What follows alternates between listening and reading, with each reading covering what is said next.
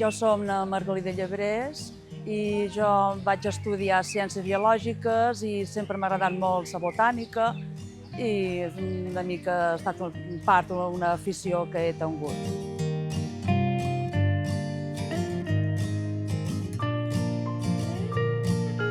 Ens trobam en jardins que se diuen de Sort del Rei. Abans hi havia unes construccions i de fa uns 40 anys, més o manco, que es varen derruir i varen fer aquests jardins. Cada vegada s'han tornat més guapos.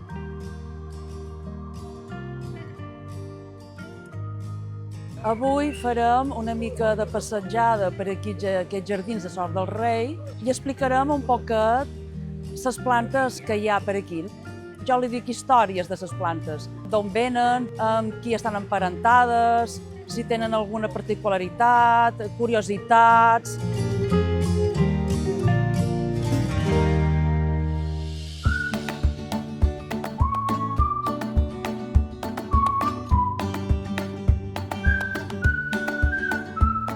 Què és un jardí? Un jardí és una mescla de tot, no? A un jardí trobes plantes que en un sistema natural mai estarien juntes. En canvi, un jardí te trobes plantes, una d'Austràlia, de vora d'una planta de Sud-àfrica i de vora una planta de l'est asiàtic. I això és un jardí, és aquestes mescles. Bueno, si voleu caminar un poquet i així no serà tan cansat.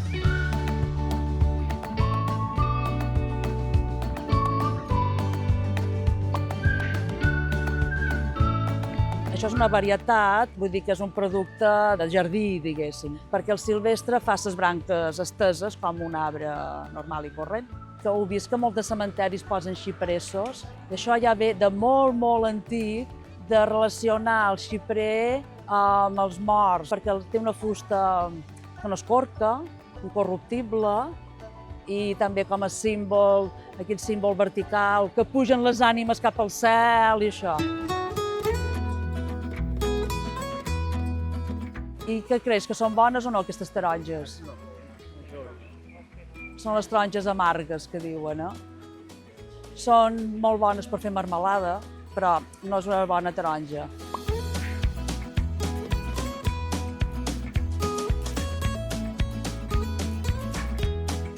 I quan diuen aquesta planta és endèmica de Mallorca, vol dir que de tot el món només se fa a Mallorca.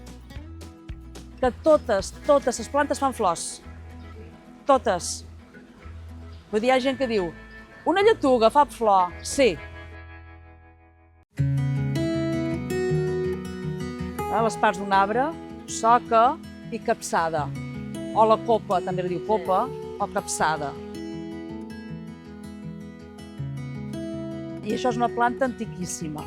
I són unes plantes, en certa manera, considerades fòssils vivents, vull dir, són unes plantes molt antigues que en queden molt poquetes. En l'era secundària n'hi havia moltes d'aquest tipus i han quedat unes poques representants que han viscut fins ara.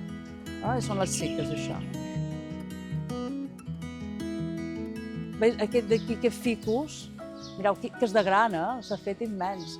Bueno, doncs els ficus són parents de la figuera i aquests ficus que són tan decoratius, bueno, perquè viuen molt bé aquí, perquè els agrada clima càlid, aguanten molt bé la sequera i s'adapten molt bé aquí a Palma i se fan immensos aquests.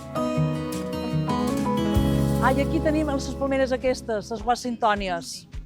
Allò és la palmera de dàtils, aquella és la dactilífera. A les possessions se solia posar una palmera d'aquella, de dàtils, allò se li diu fasser. La fulla se diu un fas i se posa a les possessions perquè és un símbol de benvinguda. Tota la història del bananer és que és increïble. Hi ha moltes espècies diferents i molt hibridades entre elles.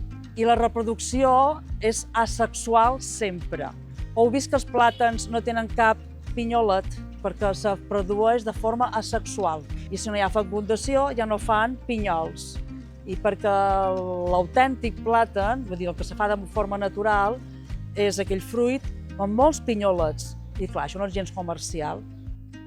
I l'arbre sempre fa bé, surt la fulla, surt bé, normal, i llavors s'esquinça. És curiosa, jo el trobo molt especial, aquest arbre. És un arbre que ve de les Antilles.